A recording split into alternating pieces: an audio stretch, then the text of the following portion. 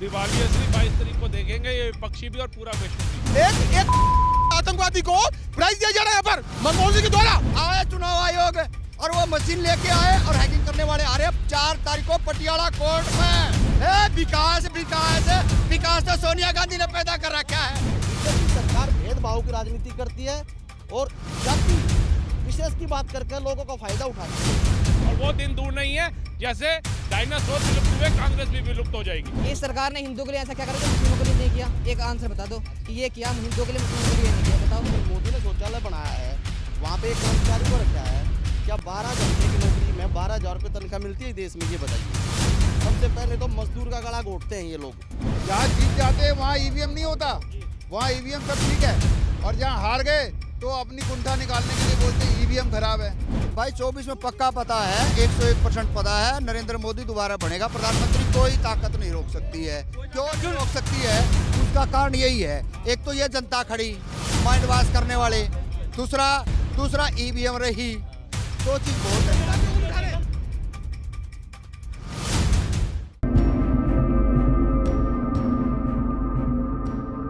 नमस्कार दर्शकों, आपने देखना चालू कर दिया द न्यूज़ 15 और मैं हूं आपके साथ सक्षम तिवारी। जनवरी का महीना आ चुका है और अगर हम बात करें, चुनाव का शंखनाद भी हो चुका है। कुछ ही समय शेष है और चुनाव, लोकसभा जब चुनाव की बात हो रही है तो एक तरफ जहां विपक्ष है वहीं दूसरी तरफ मोदी है। अब देखना ये होगा कि इस बार लोकसभा चुनाव में क्या विपक्ष का जो गठबंधन है वो मोदी जी को हरा पाएगा या इस बार मोदी जी की हैट्रिक होगी।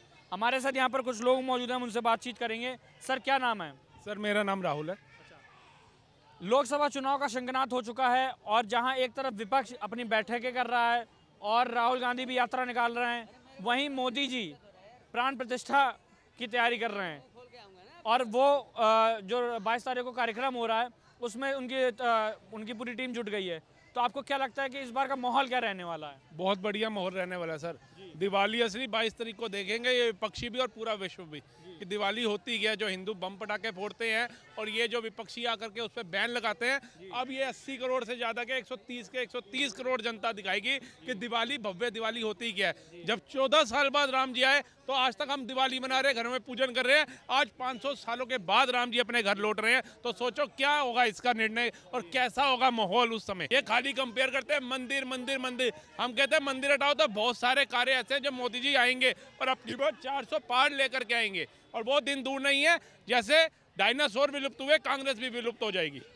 आप कांग्रेस को विलुप्त करने की बात कर रहे हैं, कांग्रेस न्याय यात्रा निकालने की बात कर रही है, बेरोजगारों की बात कर रही है कि हम बेरोजगारों के पास जाके बेरोजगारों को न्याय दिलाएंगे। ये भारतीय जनता पार्टी के स्टार प्रचारक है राहुल गांधी जी।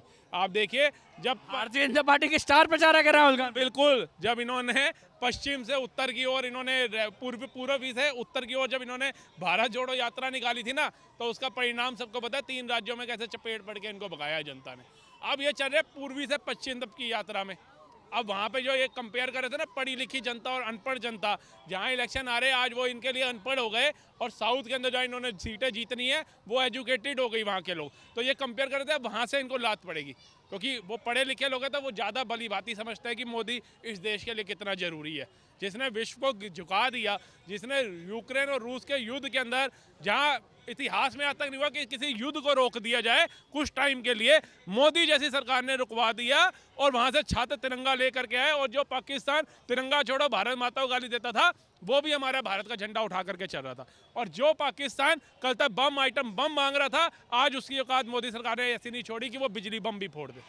इस भाई को मैं इस मीडिया की तरफ से, आप लोगों के चैनल की तरफ से मैं बताना चाहता हूँ, ये दूसरा मोदी जुमले बाज आदमी है, भाई है। ये जुमले के सपने में थोड़ा सा घूम रहा है हिंदुस्तान में। हिंदुस्तान की सच्चाई और हकीकत का इस भाई को पता नहीं है। ये करता शौचालय की बात। क्या है सच्चाई? बताऊंगा। ये करता शौचालय की बात। आपके पास मात्र 100 मीटर दूरी पर शौचालय है सामने। क्या एक शौचालय पर 8 घंटे 12 घंटे नौकरी करने वाला आदमी, अगर वहाँ भारत सरकार के अंडर अगर मोदी ने शौचालय बनाया है, वहाँ पे एक कर्मचारी को रखा है, क्या 12 घंटे की नौकरी में 12,000 रुपये तनख्वाह मिलती है देश में? ये बताइए। सबसे पहले तो मजदूर का गला घोटते हैं ये लोग शौचालय की आड़ में। फिर आप आइए, आप माला वालों की बात करते हो, कभी किसी की बात करते हो, कभी किसी की बात करते हो। हम आपसे सिर्फ इतना ही पूछना चाह रहे हैं मेरे भाई, क्या भारतीय जनता पार्टी से पहले जो सरकारें रही है, क्या उन सरकारों ने देश के लिए कुछ काम किया था कि नहीं किया था? जो आप यहाँ खड़े हो, 10 साल के अंदर कभी इस कनॉट प्लेस में काम हुआ हो तो बताइए, पहली बात। दूसरी बात, आप अब सुनिए, दूसरी बात, जब आप दिल्ली में एंट्री करते हो, चकाचक फ्लाईओवर इतने बना रखे हैं दिल्ली शहर में। शीला दीक्षित एक दिल्ली की चीफ मिनिस्टर थी, उसने इतना काम किया है दिल्ली के अंदर, तो भारतीय जनता पार्टी ने क्यों नहीं करा? क्यों भेदभाव करा? क्या ये केंद्र प्रशासित राज्य नहीं था? आप ये बताइए। बीजेपी सरकार भेदभाव की राजनीति करती है और जाति विशेष की बात करके लोगों का फायदा उठाती है। नंबर 1, हरियाणा में जाट और गैर जाट, गुजरात में पटेल अन्य पटेल, यूपी में हिंदू और मुसलमान। भैया ये राजनीति मत करो, ये राजनीति इस देश की एक भुजा को मत बिगाड़ो। इस देश में सबका भाईचारा है, इस देश में कोई ईसाई हो, हिंदू हो, मुस्लिम हो, दलित हो, सबका ये देश है। इस देश को एकजुट जोड़ो, एकजुट, इस देश को बांटने का काम मत करो। पहली बात मैं आपको बता देता हूँ, सुनिए मेरी बात सुनिए, सुनिए भाई, मैं आपके आधार पर बोलता हूँ। ये सामने देखिए, ये बनारस में जो हत्याएं वो लड़की के साथ रेप किया था, क्या वाक्य में ये बीजेपी के आदमी नहीं थे? इनको अगर फांसी की सजा होनी चाहिए तो क्या उस परिवार को न्याय नहीं मिलना चाहिए? अब देखिए, अब जवाब देखिए। आप महिलाओं की बात करते हो, ये देखिए, ये महिला विकास मंत्री है जहाँ हैं। अब आप ये देखिए, क्या इस बेटी के साथ जो ये बलात्कार हुआ था, क्या ये आरोपी सरप जेल में सो आराम की एयर कंडीशन में रहेंगे? हैं? क्या तुम महिलाओं की बात करते हो, महिलाओं के सम्मान की बात करते हो? अरे तुम ये देखो, क्या कानून जो बनाया है, क्या इनके लिए कानून नहीं है भारतीय जनता पार्टी के अंदर? तुम महिलाओं के साथ भी राजनीति करते हो। अरे तुम किसी बात पर राजनीति करो तो खुल के बात पर राजनीति करो ना। आप ये देखिए ना, आप कुछ कह रहे थे, मैं आपके पास आ रहा हूं, राहुल जी। 2017 से पहले 14-15 दंगे होते प्रदेश में, किसकी सरकार थी? तब हिंदू मुस्लिम की राजनीति नहीं होती थी। नहीं, आप बताओ, इसका जवाब दो। हाँ, अगर ये सरकार हिंदू के बारे में कुछ अच्छा करती है तो तभी आपको राजनीति दिखती है, उससे पहले राजनीति नहीं दिखती। हिंदुस्तान है, हाँ हाँ हाँ। भारत देश। इस सरकार ने ऐसा हिंदुओं के लिए क्या कर दिया जो मुस्लिम, इस सरकार ने हिंदुओं के लिए ऐसा क्या कर दिया जो मुस्लिमों के लिए नहीं किया? एक आंसर बता दो कि ये किया हिंदुओं के लिए, मुस्लिमों के लिए नहीं किया। बताओ, आप बताओ ना। आप बहुत भाषण दे रहे थे, आप बताओ। नहीं, आप बता दो ना कि हिंदुओं के लिए ये कर दिया इस सरकार ने और मुसलमानों के लिए ये नहीं किया, मुसलमानों को पीछे धकेल दिया। राशन मिल रहा है, मुसलमान नहीं खा रहे। राशन मिल रहा है, मुसलमान नहीं खा रहे। मकान बनने मुसलमान नहीं जा रहे, शौचालय बनने मुसलमान नहीं जा रहे। उसमें क्या क्या हिंदू मुस्लिम कर दिया सरकार ने? राम मंदिर बन रहा है, किसको नहीं मिल रहे? सरकार देख के कह रही है मुस्लिम ऐसे नहीं मिलेगा। नहीं, एक बार बताओ, सरकार ऐसे करेगी कि ये मुस्लिम ऐसे नहीं दूंगा और आप हिंदू आपको दूंगा? देखा कहीं ऐसा? देखा है कहाँ? आप एक काम करिए, मैं हाँ। आपको मीडिया ऑन मीडिया के सामने ये मैं बता रहा हूँ, क्या मंत्रालय में हिंदू नौकरी करता है, मुस्लिम नौकरी, सारा देश ही नौकरी करता है? क्या जब मोदी जी एक घोषणा करता है कि भाई कच्चे कर्मचारी, कॉन्ट्रैक्ट बेस के जो कर्मचारी है, उनको भी एक आज़ादी के हिसाब से बोनस दिया जाएगा। 2-2 साल हो गए, इसके मंत्रालय में उन बच्चों को बोनस नहीं मिला। क्या बात करो, उन पर बात करो ना। कौन सा बोनस नहीं मिला? मैं खुद रेलवे से हूँ, मुझे मिलता है। तो आप फिर लो भैया, ये सामने उदाहरण है। मैं आपको उदाहरण से 17,500 रुपये हमें मिला। हाँ, दिवाली पे। फिर आए चुनाव आयोग और वो मशीन लेके आए और हैकिंग करने वाले आ रहे हैं 4 तारीख को पटियाला कोर्ट पे। 4 तारीख को पटियाला कोर्ट से चलेंगे पैदल, चुनाव आयोग तक जाएंगे। वैसे मारे जा रहे हो। और यही सुनो, जो लेके आए थे ना, आज वही विरोध कर रहे हैं, वही विरोध कर रहे हैं। हर बात को समझना पड़ेगा, चोरी तो होती है, इसको समझना पड़ेगा। 2 जगह से चोरी हो रही है, ट्रेन से चोरी कर रही है बेवकूफ है, और दूसरा मशीन से चोरी कर रही है। बस 100 बातों की एक बात, ताली बजाओ। आंदोलन जीवी, इन्हें क्या है, रोड पे आना, बस रोड पे आना, करना कुछ नहीं है। और जब ये आंदोलन जीवी है, आंदोलन जीवी है, बैठाओगे रोड पे तो रहना ही पड़ेगा। तुम भी यार, विकास तो सोनिया गांधी ने पैदा कर रखा है। विकास पैदा कर रखा है सोनिया गांधी ने पैदा। एक मिनट, अरे एक मिनट, विकास किसने पैदा कर रखा? गांधी ने पैदा कर रखा है। बड़कों का नाम ठीक रख लो, चिंटू मिंटू पिंटू तो नाम रख दो। विकास नहीं, वो सत्यानाश है भारत के लिए। विकास पैदा नहीं करा चाचा।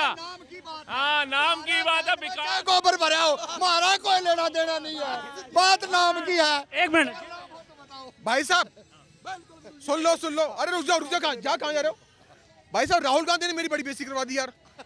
कैसे? मैं दुकान पे गया, मैंने कहा 1 लीटर आटा दे दो। अरे बाबूजी कहाँ चल दिए आप? चले गए यार, चले गए। ये भाई साहब, ये मैं बता रहा हूँ, ये इनको विकास की बात कर रहे हैं। अभी तक उस बच्चे का विकास नहीं हुआ, उसके मानसिक विकास नहीं हो पाया। वो ये क्या कहता है कि 8 लीटर में मिलता है। वो कहता है कि ये गुजरात की औरतें हैं, 1 साल में 52 बच्चे देती हैं।